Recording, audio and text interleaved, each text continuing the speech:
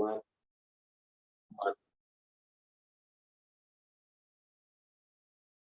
न केवल व्यासदेव जी बल्कि जो द्वादश महाजन हुए, स्वयंभू नारदो शंभु कुमारा कपिलो मनु, प्रहलादो जनको प्रहलादो भीष्मो जनको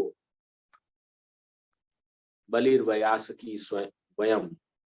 तो ये जो यमराज जी अजामिल की कथा में अपने यमदूतों को जो शिक्षा देते हैं उसके आधार पर बताते हैं कि भगवान कृष्ण ही परम सत्य है।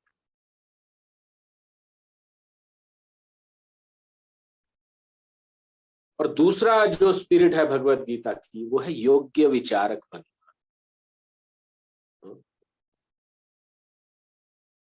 राइट थिंकिंग, राइट डायरेक्शन में थिंकिंग रखना। आजकल माता पिता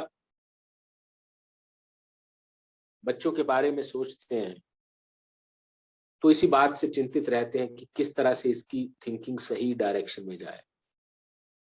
कंस्ट्रक्टिव थिंकिंग, पॉजिटिव थिंकिंग भी उसको कहा जाता है।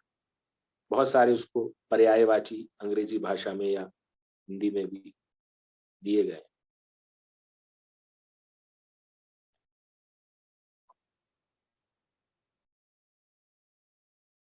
तो योग्य विचारक का मतलब है कि जब भी कोई व्यक्ति किसी चीज के बारे में विचार करता है तो सबसे पहले उसमें स्वयं के फायदा, स्वयं का लाभ होना है, उस इच्छा को त्याग दे या अपनी इंद्रिय तृप्ति के लिए स्थूल या सूक्ष्म इंद्रिय तृप्ति के विचार को त्यागे। कछुए का जो एग्जाम्पल देके बताया है कि व्यक्ति पूर्ण चेतना में तभी स्थिर रह सकता है जब वो अपनी इंद्रियों को इंद्रिय विषयों से खींच लेता है। आप सब जानते हैं कि 4 नियमों का पालन हमारी संस्था में करते हैं। No meat eating, no intoxication, no gambling and no illicit sex. क्यों यह किया गया? ये इसलिए किया गया है कि जो इंद्रिय तृप्ति के मुख्य साधन हैं उनको बंद कर दिया जाए ताकि मनुष्य वास्तव में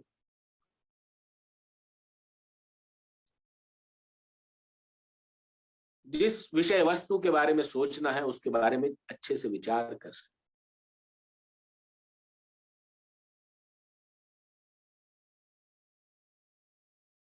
मैं बहुत बार एग्जाम्पल भी दिया है और अभी भी देना चाहता हूं कि हमारे पास एक ड्राइवर था, जैसे ही शाम होती थी तो बोलता सर मेरे पेट में कीड़े दौड़ते हैं, मुझे इतनी पीने की इच्छा हो जाती है, शराब पीने की। तो व्यक्ति इनके अधीन हो जाता। कोई कहते हैं कि हम ज्यादा नहीं पीते, हम तो लिमिट में पीते हैं, बट ये चीज ही ऐसी है कि ये व्यक्ति को अपने अधीन कर लेती है, इंद्रियों को अपने अधीन कर लेती है। तो व्यक्ति तपस्या क्या करे? इंद्रियों के पास इंद्रियों का विषय आएगा तो उसकी तपस्या भंग हो जाए, तो वो योग्य विचारक नहीं बन पाए।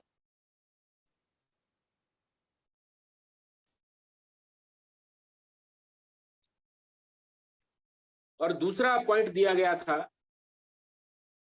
कि योग्य विचारक करने वाले व्यक्ति को आत्मनिरीक्षक होना चाहिए। या निशा सर्वभूतानां तस्या जागृति संयमी यस्यां जागृति भूतानि सा निशा पश्यतो।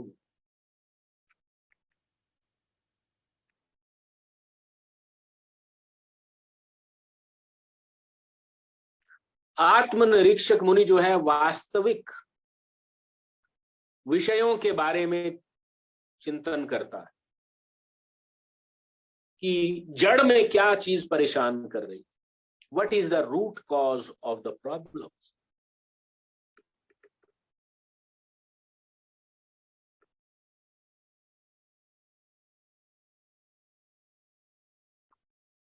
तो इस विषय में हमने कल चर्चा की और इसको हमने यहां पर खत्म किया था कि तटस्थ भावना की बात चल रही थी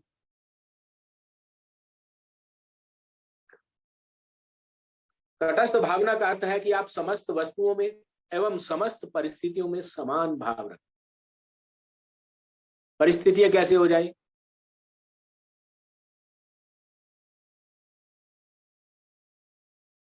जैसे अर्जुन के सामने परिस्थिति पैदा होगी,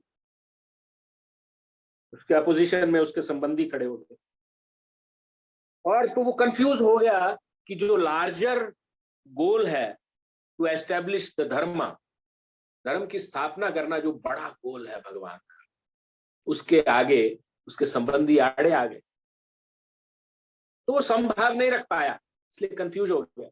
पर अच्छी बात थी कि वो भगवान की शरण में चला गया। It was a good thing.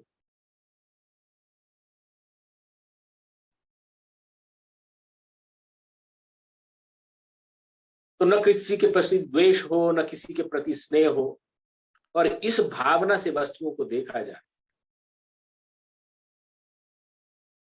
तब व्यक्ति तटस्थ भाव रख सकता है।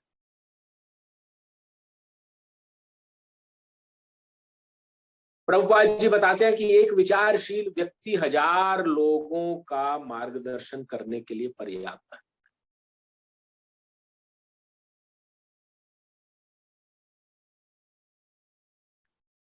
और यदि 7 अरब की वर्तमान संख्या जनसंख्या का आंकड़ा लिया जाए तो 70 लाख उत्तम विचारकों की आवश्यकता हो, यानी 1000 के पीछे एक व्यक्ति एटलीस्ट योग्य विचारक बनेगा, तब इस धराधरती का कल्याण बड़े आसानी से हो सकता है।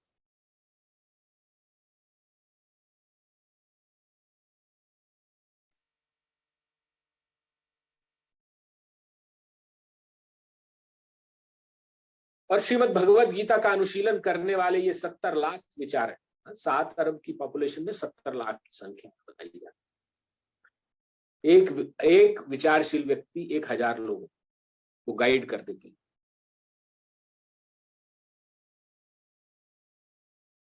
तो ये 70 लाख विचारक समस्त पृथ्वी को आत्मज्ञान, सुख, समृद्धि और शांति की ओर मार्गदर्शन करने में सक्षम हो जाए, और इस प्रकार अत्यंत अपेक्षित वसुधैव कुटुंबकम की भावना प्राप्त हो जाए।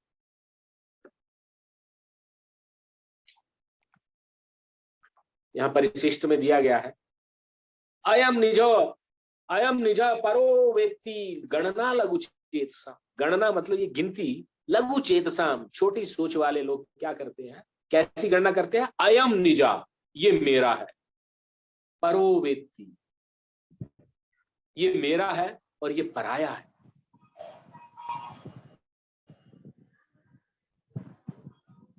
गणना लघु चेतसा, ऐसी जो गिनती है कौन करते हैं? छोटे सोच वाले लोग करते हैं।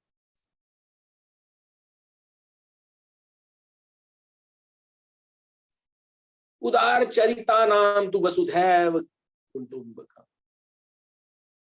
उदार जो ब्रॉड माइंडेड लोग हैं उनके लिए तो पूरी पृथ्वी ही उनका परिवार। ये सुनने में कितना अच्छा लगता है, परंतु उसके लिए विशाल हृदय की, उदार चित्त की जरूरत है, ब्रॉड माइंडेडनेस।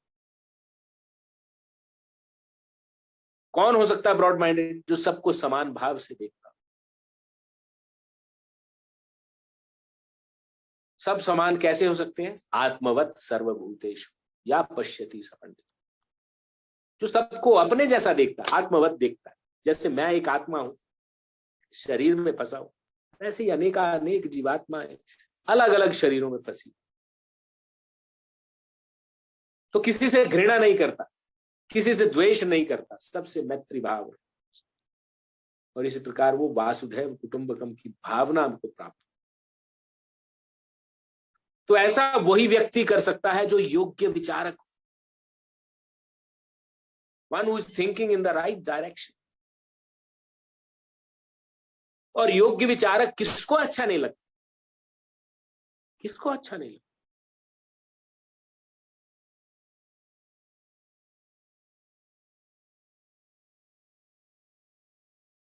तो वास्तविक समस्या क्या है कि हमारे इस संपूर्ण विश्व में योग्य विचारकों की कमी है।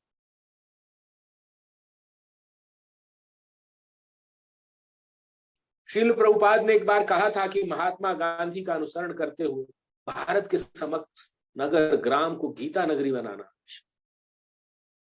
कि जगह जगह पर भगवत गीता की शिक्षाओं का प्रचार प्रसार हो। लेकिन आज जब गीता स्कूलों में लेकर के जाते हैं तो उसको सांप्रदायिक रंग दे दिया जाता है।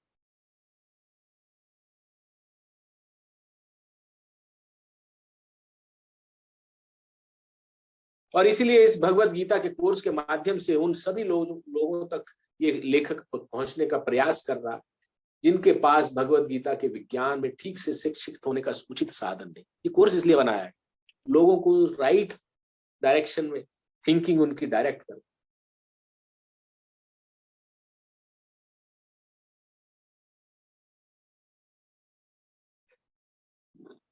पहला प्रश्न आता है अब ये पढ़ने के बाद कि एक योग्य विचारक है कौन, और भगवत गीता के श्लोक को अर्थ के साथ धृत करें। योग्य विचारक कौन है बताइए।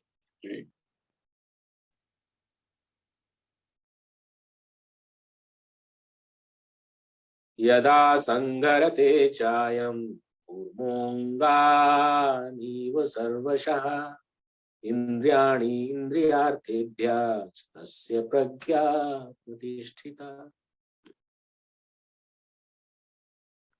या निशा सर्वभूतानां तस्यां जागर्ति संयमी, यस्यां जागृति भूतानि सा निशा पश्यतो मुनेः। जिस प्रकार कछुआ अपने अंगों को संकुचित करके खोल के भीतर कर लेता है, उसी तरह से जो मनुष्य अपनी इंद्रियों को इंद्रिय विषयों से खींच लेता है वह पूर्ण चेतना में दृढ़ता पूर्वक स्थिर होता है। जो सब जीवों के लिए रात्रि है वह आत्म संयमी के जागने का समय है, और जो समस्त जीवों के जागने का समय है वह आत्मनिरीक्षक मुनि के लिए रात्रि है।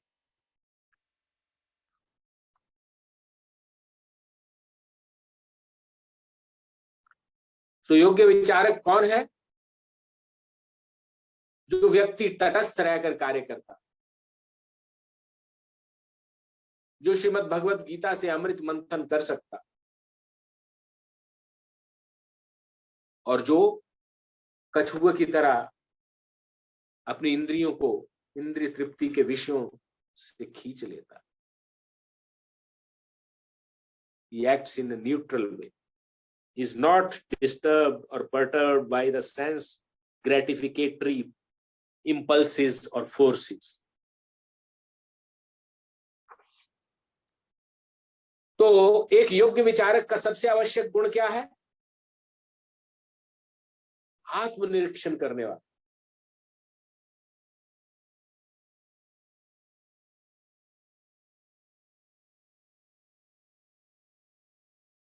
और गीता के जो संदेश है उनका पालन करने वाला, उस व्यक्ति को क्या कहते हैं? योग्य विचार।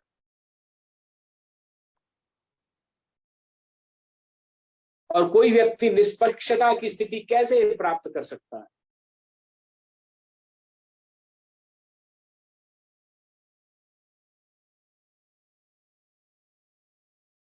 कैसे हो सकता है निष्पक्ष निरपेक्ष? कैसे हो सकता है बताइए, एनीवन?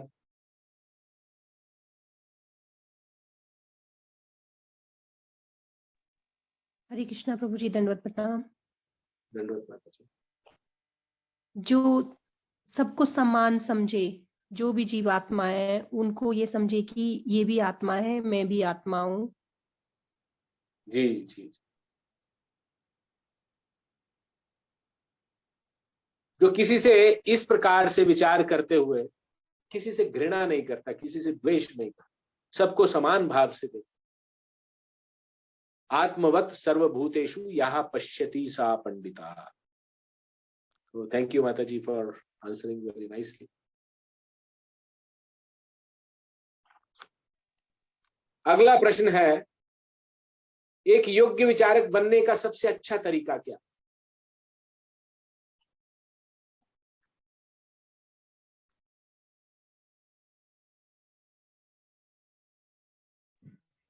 प्रभु जी दंडवत प्रणाम। धन्यवाद। भागवत भागवत गीता का अध्ययन करना चाहिए और अपना आत्मनिरीक्षण करना चाहिए। प्रभु जी, सबसे अच्छा तरीका क्या है? भगवत गीता के आदेशों का पालन शुरू कर दिया जाए, भगवत गीता का अध्ययन किया जाए, उसको पढ़ा जाए, समझा जाए, और उसके जो संदेश है, उनका या आदेश है, उसमें दिए गए जो आदेश है, उनका पालन किया जाए। बहुत बढ़िया। एवरीवन इज बिकमिंग कुशल विचारक। Very nice. सब योग्य विचारक बनते जा रहे हैं भगवत गीता का श्रवण करके। पूरी दुनिया को भगवत गीता के मार्गदर्शन की जरूरत है। संपूर्ण विश्व को गीता नगरी बनाने के लिए कितने योग्य विचारकों की आवश्यकता है, हमने अभी डिस्कस किया था, 2 बार बोला है।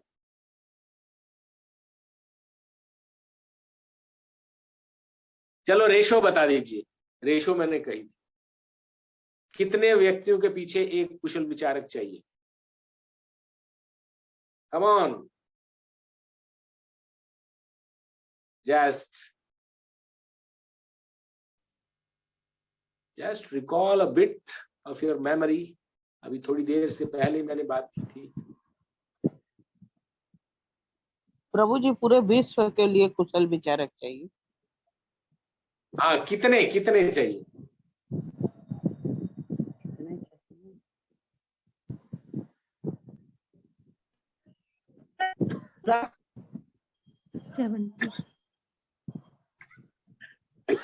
रेशो जो है, 1000 व्यक्ति के पीछे एक कुशल विचारक की आवश्यकता। 1000 पॉपुलेशन है तो उसके पीछे एक कुशल विचारक। तो हमारी पूरी पृथ्वी की पॉपुलेशन कितनी है मनुष्यों की? 7 अरब। 7 अरब को 1000 से डिवाइड कर दिया जाए तो कितने बचते हैं? 70 लाख।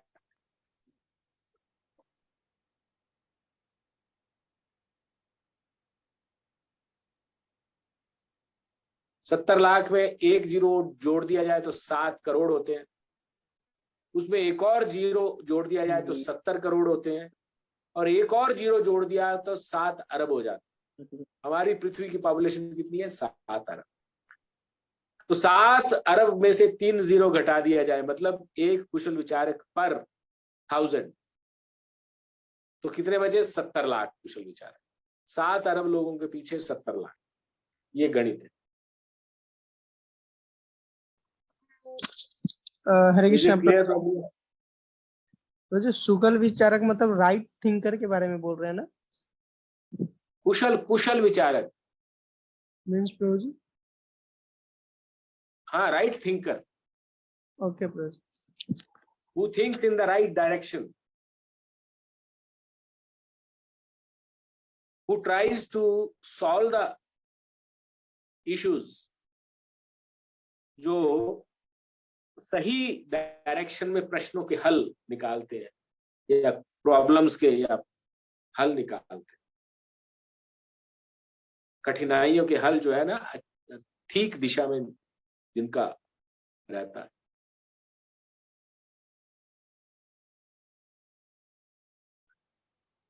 तो आइए अभी देखते हैं भगवत गीता के 2 मर्म तो हमने जान लिए। 2 spirits we know about Bhagavad Gita. कौन कौन सी स्पिरिट्स पढ़ी है? पहली स्पिरिट है श्री कृष्ण परम सत्य है। दूसरी स्पिरिट है कुशल योग्य विचारक बनना, है ना। भगवत गीता को पढ़ने का तब तक कोई फायदा नहीं है जब तक व्यक्ति योग्य विचारक नहीं बनता। जब वो योग्य विचारक बनेगा तो वो बिल्कुल सोच समझ के कर्म करेगा या एक्शन लेगा। तो इस दुनिया के अंदर में अनाचार नहीं फैलेगा, सब तरफ सुख शांति फैल जाएगी, क्योंकि आप सोच के काम करते हैं। इतनी इंपॉर्टेंट मशीनरी भगवान ने दी है, उसका उपयोग अच्छे से कर रहे हैं। यह है कुशल विचारक का। तीसरा मर्म आइए कि भगवान कृष्ण के साथ संबंध स्थापित कर। पहले तो लोग भगवान कृष्ण को मानने के लिए ही तैयार थे, तो उनसे संबंध स्थापित करने की तो बात दूर आ। संबंध स्थापित करना मतलब you have to have a particular relation with Krishna. लेकिन कृष्ण को कोई मानने के लिए तैयार नहीं है, तो उस पर संबंध क्या स्थापित?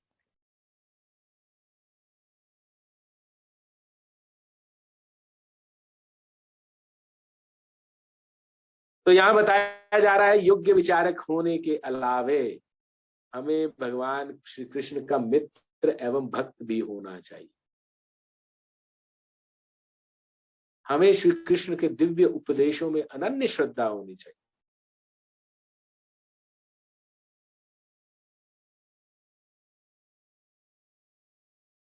बहुत कठिन कार्य है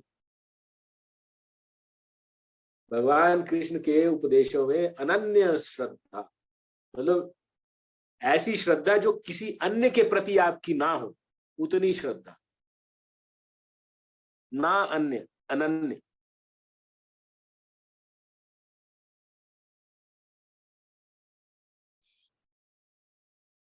तो भगवत गीता 4:3 को उद्धृत किया जा रहा है यहाँ पे। हम जिस चैप्टर को भी पढ़ ही रहे हैं उसके तीसरे श्लोक, स एवायं मया तेद्य योगा प्रोक्तः पुरातनः भक्तोऽसि मे सखा चेति रहस्यं ह्येतदुत्तमम्।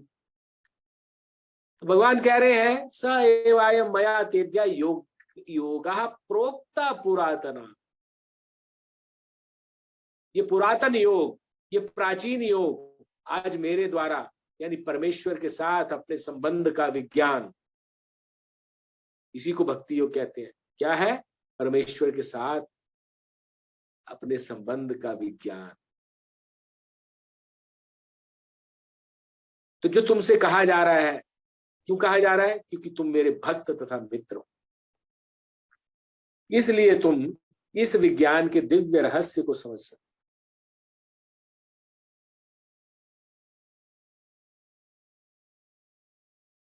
तो भगवान के साथ संबंध स्थापित हुआ, भगवान के अच्छे मित्र हो और भगवान के भक्त भी हो। तो this gives you qualification to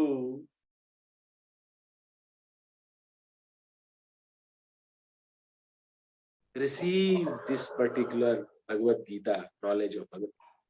How to confirm, sir?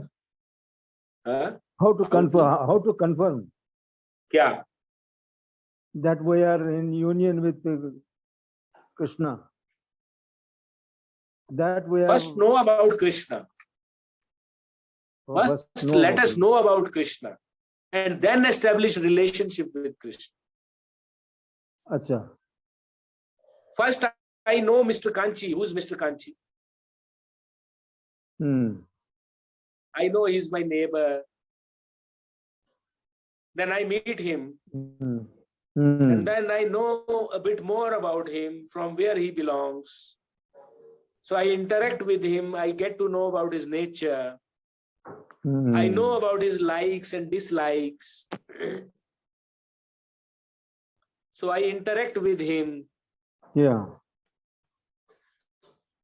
And then we share few things to gauge each other. So that way we start living together, and we know about each other's nature, and then the relationship starts. I want to ask you one question. Are you ready? I don't know. You can ask me the question, sir. You can ask me the question. You know, I'm asking the question. So I'm asking whether you are ready. Please ask. Yes, thank you. It's a very simple statement. I think we think too much, so we make it complicated. How did we develop the relation? me and you.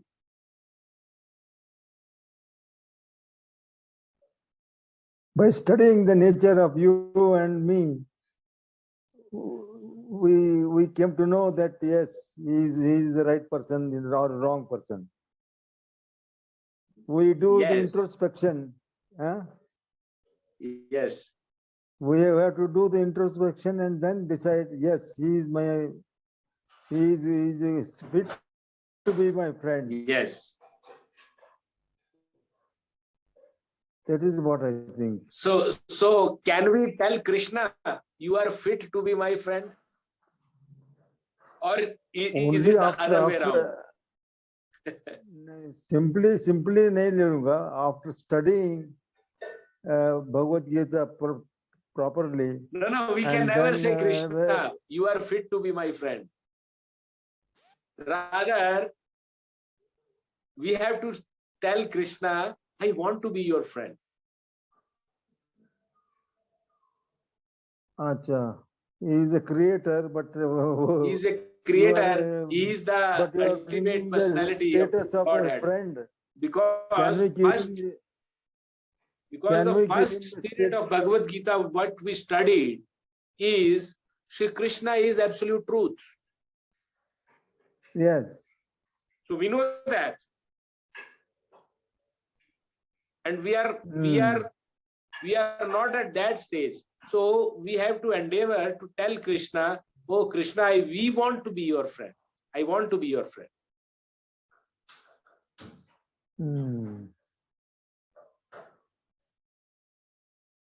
मैं क्या सोचा कि this is ahankar that I am telling Bhagavan to be my friend. This is ahankar, of course. He should be my guru. You know, but in Sakhya Rasa, in the mellow of friendship, when the friendship matures ultimately, it is in the highest state of maturity. Acha. You can tell Krishna, by doing friendship with you, I am doing you a favor. In the maturity of the relationship, you can tell Krishna. Like, Sri Dama. Like Sri Dama. Shri दामा बोलता था कि अभी तो भाई तुम इतना बार मेरी पीठ पे चढ़ गए हो, अब तुम पहले मेरे को पीठ पे चढ़ाओ, पहले मेरे को सारी जगह घुमाओ. So in friendship, if I tell you, you cannot escape without giving your turn. He is the Lord of the universe. But in the very mature friendship mellow, you can tell Krishna, I am doing a favor by being your friend. No, I was a little taken aback when you said that Krishna will be your friend. That means I am with a lot of ahankar telling that I have now become. No, this is not ahankar. This is a maturity of friendship. How? Rasa Khan is a very great poet. Rasa Khan करके एक बहुत बड़ा poet हुआ है. He was a Muslim fellow. Oh. But in Vrindavan, when he went to Vrindavan, he was immersed into Krishna Bhakti. I see. And he writes, शेष Mahesh Ganesh Suresh Mahesh Ganesh Dinesh Suresh who जाहि निरंतर ध्यावे. Sheshnaग with his 1,000 mouths, hoods, is always 1,000 mouths. He is praising Krishna. Mahesh is Shiva. Lord Shiva is praising him. Ganesh is praising him. Shesh, Mahesh, Ganesh, Dinesh. Dinesh is Lord Surya. Surya Dev is glorifying Krishna. Suresh is Indra Devata. हाँ, शेष Mahesh Ganesh Dinesh Suresh who जाहि निरंतर ध्यावे, जाहि अनंत अभेद अछेद सुवेद बतावो। जाहि अनादि अनंत अभेद अछेद सुवेद बतावे। मतलब उसको क्या बोलते हैं कि वो अनंत है, अनादि है, उसको कोई हरा नहीं सकता, उसका कोई पार नहीं पा सकता।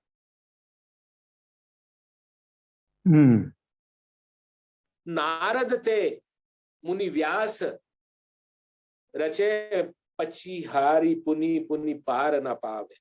मतलब नारद से शुक व्यास रटे। नारद, शुकदेव गोस्वामी और व्यास मुनि वो रट रट के थक गए हैं, फिर भी उनका पार नहीं पा रहे हैं। व्यासदेव ने श्रीमद् भागवतम लिख दिया। ताही अहीर की छोहरियां छछिया बरी छाछ पे नाच नचा। जिसका ग्लोरिफिकेशन इतने बड़े बड़े देवता करते हैं, जिसको अनादि अनंत अछेद अभेद बताते हैं,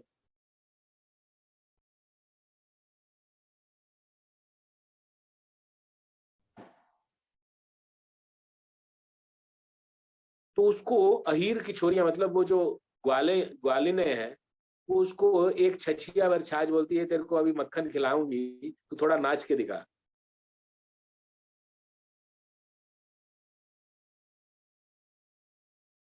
तो ग्वालिने जो मिल्क मेड्स, उसको थोड़ा सा छाछ के लिए नाच नचा रही। Yes. उनको एक गुजर की छोरियां जो है, दूध वाली हैं जो है, उसको एक छछिया भर छाछ, वो छाछ मांग रहा है उनसे, तो उसको बोलते हैं तुमको छाछ दूंगी मैं, पहले थोड़ा नाच के दिखाओ।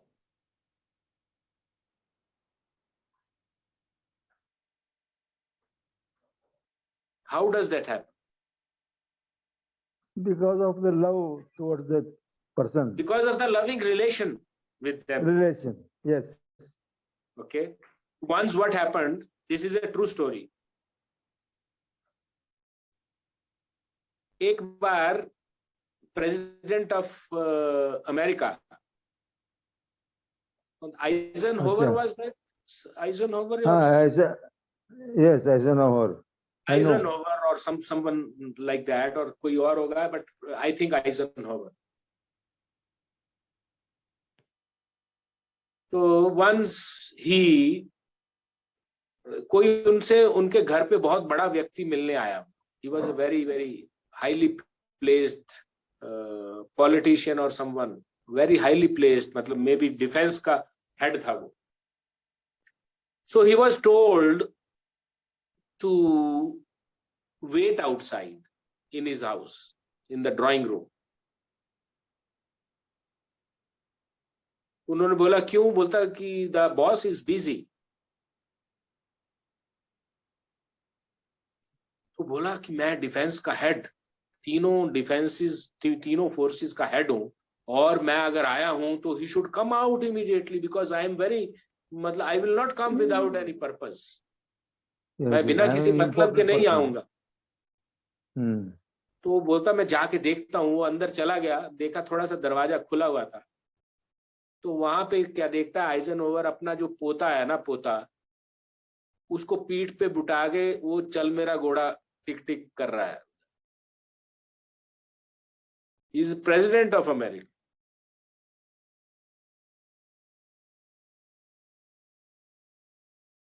प्रभु ji, you got my point. आप अनम्यूट कीजिए थोड़ा, आप म्यूट चला गया. I got it because you wanted to give an example where love exceeds the position of a person. Loving relation exceeds the position of a person. Yeah. बराबर है. I am a very big officer in my office, लेकिन जब मेरा wife बनाता है तो मैं बिगी बिली बन जाता है. Yes. So it is the example. So like that we have to develop relation with Krishna, which is a natural relation. इसको बोलते हैं spontaneous relation. Okay. So first we have to know about Krishna, and then we have to develop relation with Krishna to be very, very easy with him actually. This can be done by chanting every day. You mean to Yes, say? yes. For this is called, this has got 3 steps. First step is sadhana bhakti. Acha. When the sadhana bhakti matures, जब वे परिपक्व हो जाती है साधना भक्ति, after that it becomes raganuga bhakti. You are so strong in your sadhana that you don't have to think about, like you play harmonium, you know, have you played harmonium any time? Yeah. No. But yes, You have some one who can experience. follow.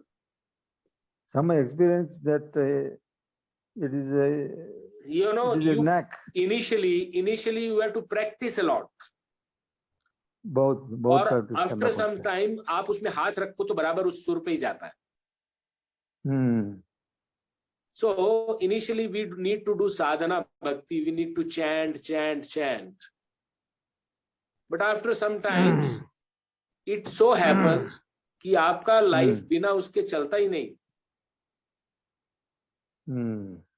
First thing which comes to your mind is Krishna, whatever may be the subject.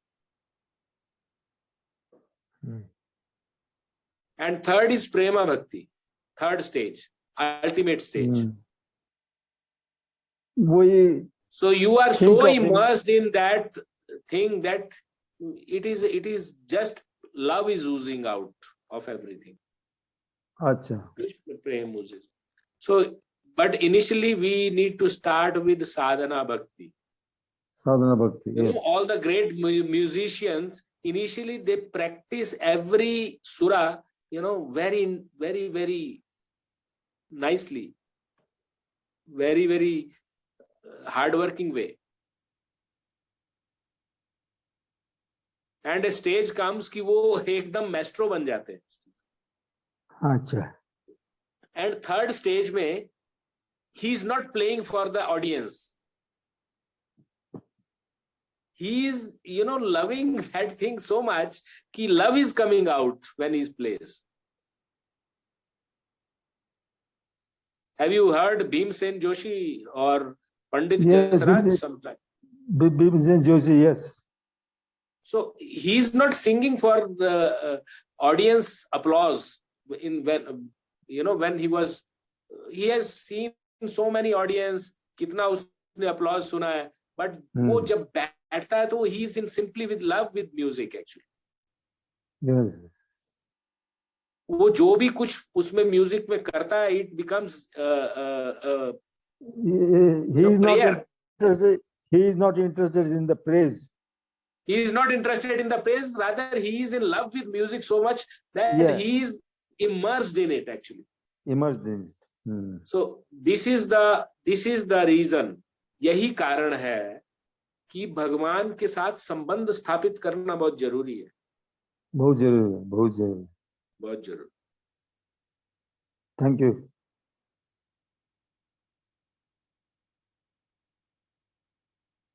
तो इसमें भगवत गीता 4.3 की बात कर रहे हैं कि स एवायम मया तेद्या योगः प्रोक्तः पुरातनः भक्तोऽसि मे सखा चेति रहस्यम एतद् उत्तमम्. आज मेरे द्वारा वही ये प्राचीन योग यानी परमेश्वर के साथ अपने संबंध का विज्ञान तुमसे कहा जा रहा है. कृष्ण कह रहे हैं अर्जुन को, क्यों कहा जा रहा है? क्योंकि तुम मेरे भक्त तथा मित्र हो,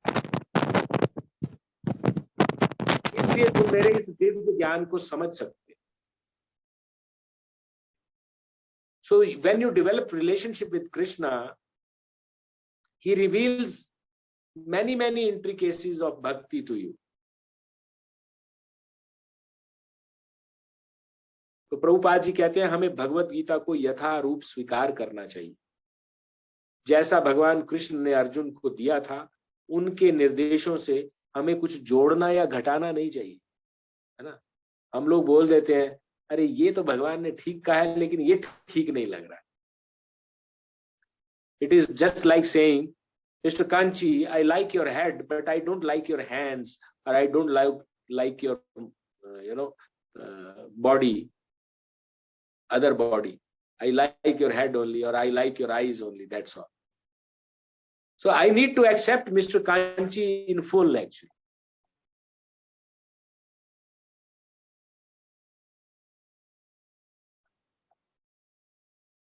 तो जो भी भगवान आदेश देते हैं उनमें से हम जोड़ना घटाना नहीं चाहिए, ये करूंगा ये नहीं करूंगा। It is not like that. तो श्रील प्रभुपाद भगवत गीता की भूमिका में कहते हैं भगवत गीता का मर्म भगवत गीता में ही व्यक्त है।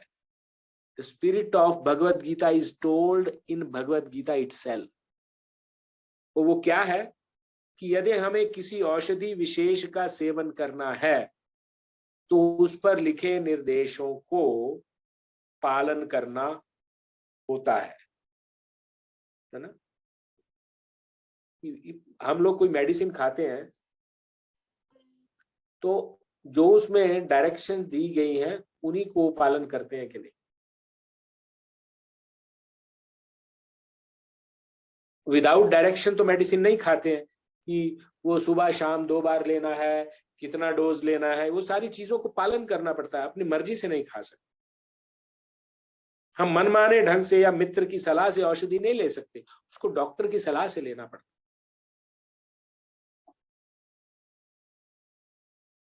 इसी प्रकार से भगवत गीता को इसके वक्ता यानी श्री कृष्ण द्वारा दिए गए निर्देशन के अनुसार ही ग्रहण या स्वीकार करना चाहिए।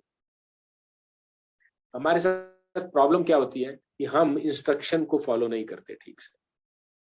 किसी क्लास में देखो 50 बच्चा है, 50 में से कोई एक फर्स्ट आता है, क्यों?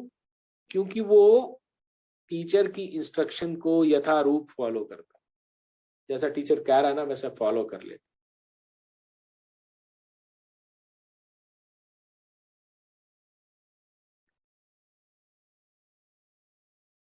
तो भगवान कृष्ण हमारी निष्ठा एवं समर्पण के अनुसार हमारे हृदय में गीता का ज्ञान प्रकाश करते। जैसी हमारी सिंसियरिटी, निष्ठा होगी या हमारा सरेंडर की भावना होगी, समर्पण की भावना होगी, उसी के डिग्री के प्रोपोर्शन में भगवान हमारे हृदय में गीता का ज्ञान प्रकाशित करें।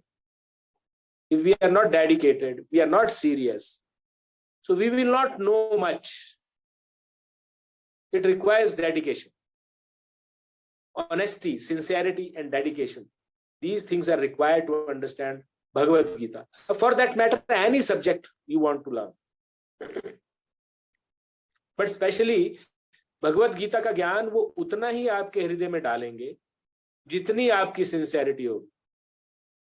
अगर आप सोचते हैं आज पढ़ लेते हैं, कल नहीं पढ़ेंगे, देखेंगे कुछ मिस हो जाएगा, कोई बात नहीं, अगले चलेगा। But sincere student is not missing even a single thing actually.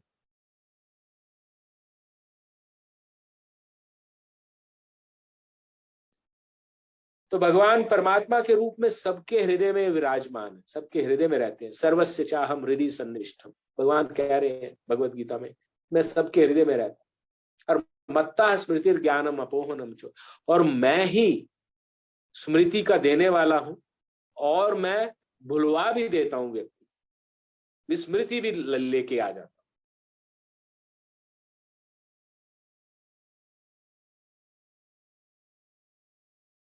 तो जो व्यक्ति प्रामाणिक गुरु के मुख से गीता का श्रवण करता है, गीता के ज्ञान का श्रवण करता है, भगवान उसके हृदय में ज्ञान का प्रकाश डालते हैं, उसको अंदर से इल्यूमिनेट कर देते हैं। और भगवत गीता कोर्स के लिए हम कृष्ण कृपा मूर्ति श्री श्रीमद अभय चरण अरविंद भक्ति वेदांत स्वामी शील प्रभुपाद द्वारा रचित भगवत गीता यथारूप का पाठ्य पुस्तक के रूप में प्रयोग करें। तो लेखक ये कह रहा है कि जो भगवत गीता यथारूप जो प्रभुपाद जी द्वारा संकलित की गई है उसको हम पाठ्य पुस्तक के रूप में प्रयोग करें। Is the text book for our study. आगे कहते हैं कि श्रील प्रभुपाद की गीता लाखों लोगों के हृदय में ज्ञान की क्रांति लेकर के आई। Many millions have benefited.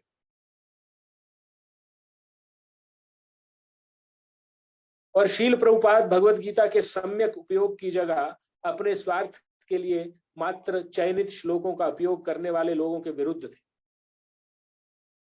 किसके विरोध में थे? कुछ लोग ना कुछ श्लोकों को लेकर के कुछ बोलते रहते हैं कि वो पूरी भगवत गीता नहीं जानते हैं, कुछ श्लोकों को पकड़ करके बोलते हैं कर्मण्येवाधिकारस्ते मा फलेषु कदाचन, फिर बोले कर्म ही पूजा है, कर्म करो, कर्म ही पूजा है, ऐसा ही बोल देंगे। उनको मालूम ही नहीं कि कर्म अकर्म विकर्म है क्या चीज और वास्तव में भगवत गीता का लक्ष्य है क्या। वो बोल देंगे भगवत गीता कहती है कर्म ही पूजा। अरे भाई, भगवत गीता में भक्ति सर्वत्र प्रधान बताई गई, लेकिन एक श्लोक पढ़ के आप उसका कंक्लूजन नहीं निकाल सकते। तो प्रभुपाद इसके डेड अगेंस्ट थे कि आप कुछ श्लोक याद कर लो, 5, 7, 10 बीच में से कोई मिला करके, और उसी के अनुसार लोगों को बेवकूफ बनाना शुरू कर दो। और बाकी लोग तो पढ़े नहीं है भगवत गीता, 2-4 श्लोक सुनेंगे और कहेंगे अरे इसको तो भगवत गीता का श्लोक याद है, तो ये सही कह रहा हो, लेकिन उनको नहीं मालूम कि वो बेवकूफ बना रहा है और भ्रमित कर रहा है, लोगों को गुमराह कर रहा है। So we need to study in full, and then we can, preach Bhagavad Gita to others. Bhagavad Gita में कुल 700 श्लोक हैं और व्यक्ति को समस्त श्लोकों को स्वीकार करना चाहिए, ठीक उसी प्रकार जैसे आप चिकित्सक के परामर्श और औषधि को पूर्ण रूप से स्वीकार करते हैं। कोई डॉक्टर सलाह देता है तो उसकी मेडिसिन को पूरी तरह से स्वीकार करते हैं। आप एक औषधि को स्वीकार और दूसरी को अस्वीकार नहीं करते। ऐसा नहीं बोलते कि भाई ये गोली तो खा लूंगा, वो नहीं खाऊंगा, तो डॉक्टर की सलाह क्या हुई फिर। तो इसी के साथ हम भगवत गीता के इसके पहले अध्याय के 7वें विषय को, 7 टॉपिक हम खत्म कर चुके हैं, उसको कंक्लूड कर चुके हैं। और इसमें कुछ प्रश्न दिए गए हैं कि अर्जुन इस भगवत गीता के पहले विद्यार्थी हैं। भगवत गीता के इस शाश्वत विज्ञान को प्राप्त करने के लिए भगवान कृष्ण ने उन्हें क्यों चुना? Anyone? Why did Lord chose Arjuna only? Because he is his mitra. Yes, he is his friend and he is a bhakta also. The bhakta also, yes. भक्तो सी में सखा चेती, तू मेरे भक्त हो और मेरे सखा भी हो, मित्र भी हो। So it is important to be devotee of the Lord in order to understand Bhagavad Gita. Only then you can understand it well, properly.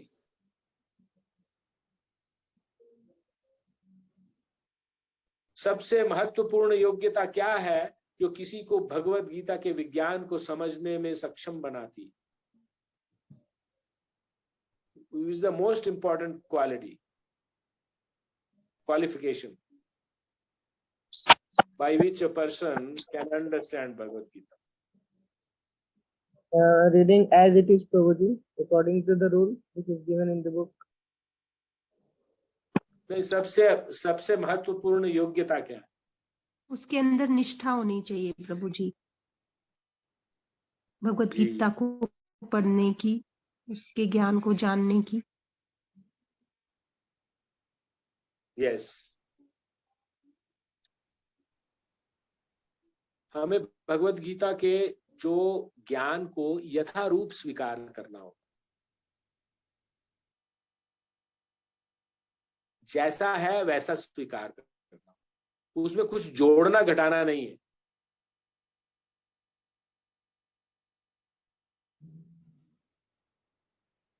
और राइटली माता जी ने भी ठीक कहा कि भगवान के दिव्य उपदेशों में पहले तो श्रद्धा होनी चाहिए, अनन्य श्रद्धा, और उसको एज इट इज, उनके निर्देशों को एज इट इज एक्सेप्ट करना, उसमें कुछ जोड़ना घटाना।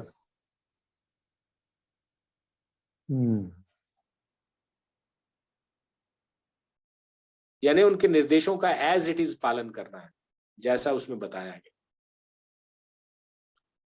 और last question of the day, शील प्रभुपाद द्वारा समझाया गया भगवत गीता का मर्म क्या है?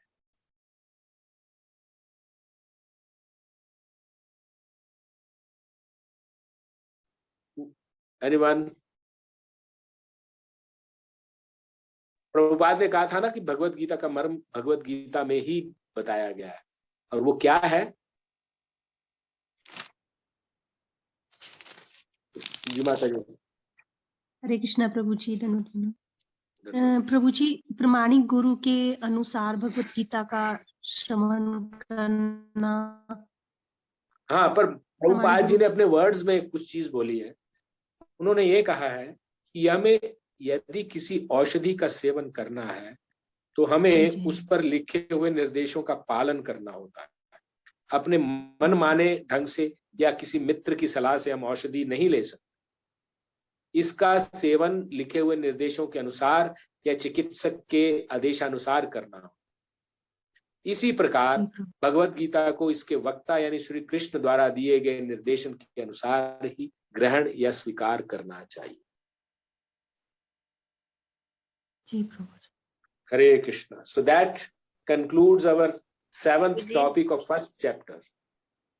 हरे कृष्णा प्रभु जी। हरे कृष्णा।